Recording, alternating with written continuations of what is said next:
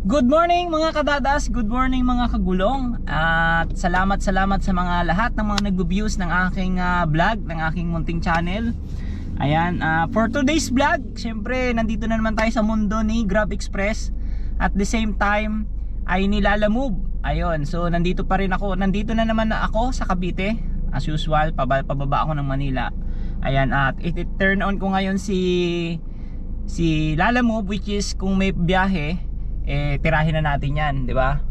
Tapos turn on ko na rin si Grab Express. If ever na may booking dito pababa ng Manila, makakuha ko ng ng Grab Airport, anywhere ay yung Grab Airport na papunta sa Manila, so mas better. Ayun. So update dito sa ating cellphone holder. Ito guys. Ayan, okay na okay pa siya. Ayun, yung ating Ugreen, ayan, almost, kailan ba to ko binili? October, ayan, almost pa 5 months na siya, okay na okay pa. Ayan, yun yung aking toggle ng, ng Lala Move, tinitingnan ko, ayan. So, yun.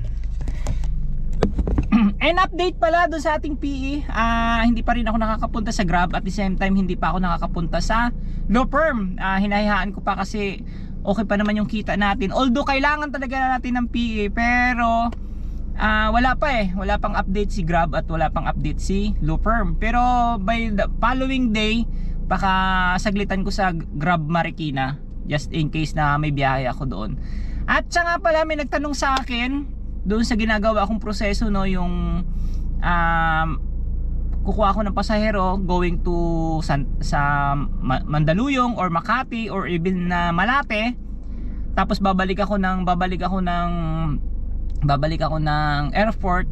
So yun guys ay depende sa oras at depende sa traffic, no, sa flow ng traffic.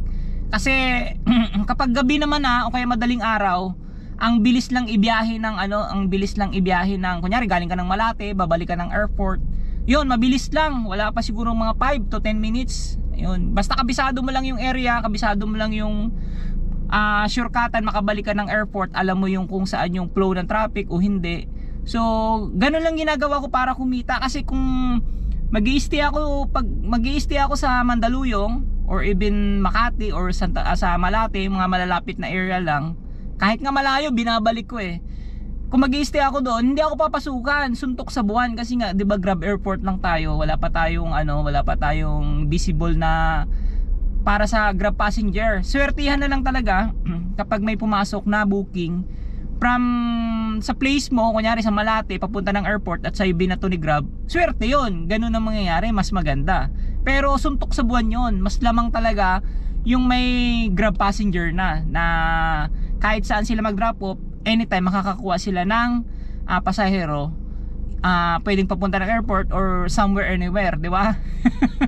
So yun lang guys, sa mga nagtatanong, hindi ako lugi. Hindi naman, kasi ngayong February, nagre-range ako ng 3,000 to 4,000. Kasama na dyan yung Lala Move, tsaka yung Grab Express, Grab Airport, Grab Mart, kasama na yan, included na yan. So yung oras naman sa akin, kunyari ngayon 11:37, ayan. Saan ba? Ito na lang. Cellphone na lang. Ay yung ayan, 11:37 sa aking dashboard. Ayan, 11:37. So ang ginagawa ko kasi pag ganito, nagpapasobra ako ng 1 o 2 oras kasi sa travel time. Tapos yan, ang uwi ko mamaya is mga madaling araw na, pwedeng 12:00 or pwedeng 1:00 ng madaling araw na, kasi nga inahabol natin kumita. Yun. Pero ang gas ko ngayon guys, nagre-range ako ng 1,000 to 1,200 kasi siyempre the more na ikot, mas malaki yung konsumo ng gas. Although matipid tong sasakyan natin, si Desire, yun, nag-spend talaga ako ng malaking gas ng sobra. Katulad ngayon, 3 bar na lang yung yung gas. So pag nagpakarga ako ngayon ng 1,200 or 1,200 na ngayon kasi mag-spend ako ng time. So maglalarga to ng mga 8 bar. Yan. So yun lang sa mga nagtatanong, no. Dito sa ating proseso, sa ating ginagawa, kailangan dito diskarte talaga. May proseso ka, hindi po pwede yung titigil ka lang sa isang bagay na magpapahinga ka, maghihintay ka ng booking. Dito talagang ako kasi talagang hindi ako masyadong nag-standby, mga 5 minutes lang, 10 minutes.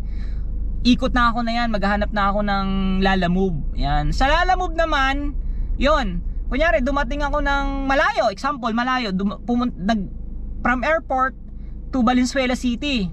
Ngayon, kunyari, dadaan ako ngayon sa airport, makakuha ako ng long ride. From Valenzuela City, guys, kukuha ako ng booking, pabalik ng pwedeng Pasay, pwedeng Parañaque. Hindi na ako kumukuha ng Las Piñas kasi masyadong malayo na yon sa vicinity ng airport. So yung kinukuha ko lang either Parañaque or mas maganda talaga sa Pasay Parañaque, yung between ng Tambo. Yan sa may Sukat Road. Yan talaga yung target ko na kunin.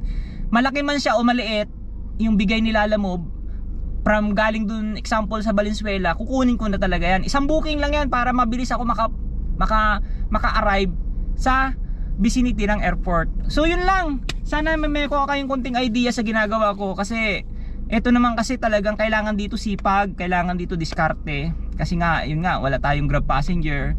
Ang chances lang talaga natin, Grab Express, Grab Mart.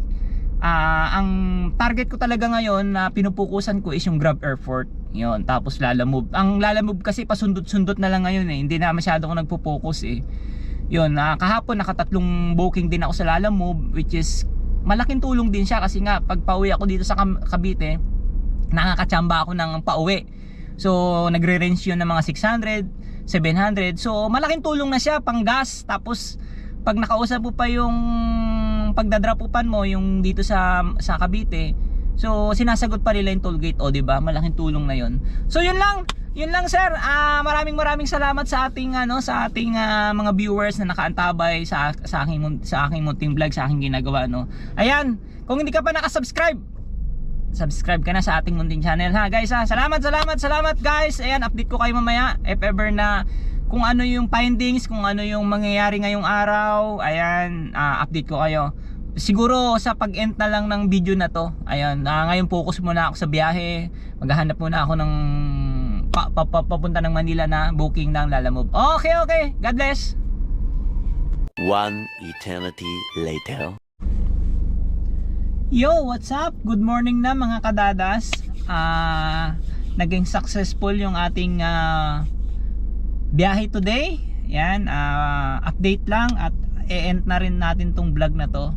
So, ang revenue ko ngayon guys, mga kadadas, ay kasi dalawang cut off na to So, yung first revenue ko ay 1,743 ito. Ayan. Tapos pagdating ng alas 12, pinasukan pa rin ako ng airport, Grab Airport. So which is ito yung 337. Yan. So nangyari kanina, may nakausap tayo, may nahatid tayo sa airport. At the same time, kinontrata tayo. So hindi na sila magbo-book daw kasi mahirap mag-book.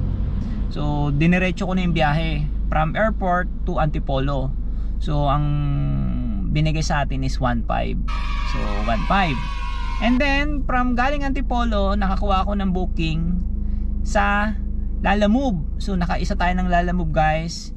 I-pick up natin sa Capitol Hills. Ang drop off naman ay sa Magallanes. Ito siya, 330 pesos. So magkano ang kinita natin ngayon? 1.5 yung kontrata plus 330 plus yung sa Grab natin, bahala na kayo. So overall almost kulang-kulang 4K yung kinita natin ngayon. So thankful tayo kasi nga maganda pa rin yung biyahe natin. At the same time kaya siyang i-fulfill at i-sustain yung ating pangangailangan sa araw-araw, maintenance, yung ating boundary. Kasi itong sasakyan guys, para sa mga nagtatanong, ako po ay nagbaboundary pa rin. Pero sarili ko po itong sasakyan. Ibig sabihin ng pagbaboundary ko, doon ko kinukuha yung pang monthly ko dito sa sasakyan. This time na to, nung nag-for good na ako dito sa sa Grab at saka sa Lalamove. Kasi si Mrs. sabi ko i-savings niya na lang yung naka-prepare na bayad dito kasi siya nagme-maintain ng monthly dito sa sasakyan na to kasi nasa Hong Kong nga siya. Sustain yung sahod niya. Sabi ko ako na kasi kayang-kaya naman. So yun. So 750 pesos yung tinatabi ko daily dito sa sasakyan na to. Tapos sumasahod din ako mga kadada sa sarili ko na 500 pesos. So yung existing na yon, tinatabi ko na lang sa maintenance for emergency and pang expenses namin sa araw-araw. Okay. So yun lang ang ating munting vlog. Sana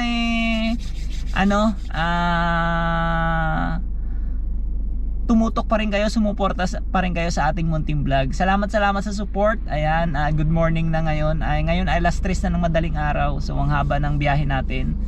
Okay lang kasi anong oras naman tayo lumabas after lunch na. So pinasukan ako kanina alas 2 na ng hapon.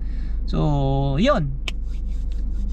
Natapos tayo ngayon ay alas 3. Kaka drop off ko lang ng isa yung kaibigan ko kasi kinontrata din ako na ihatid yung anak niya at saka yung manugang niya. Pero hindi na natin isama yun dito sa revenue natin kasi nga pang ano ko na lang yun, pang sarili ko na lang yun, pang extra budget ko na lang yun. So hindi ko na isasama yun dito.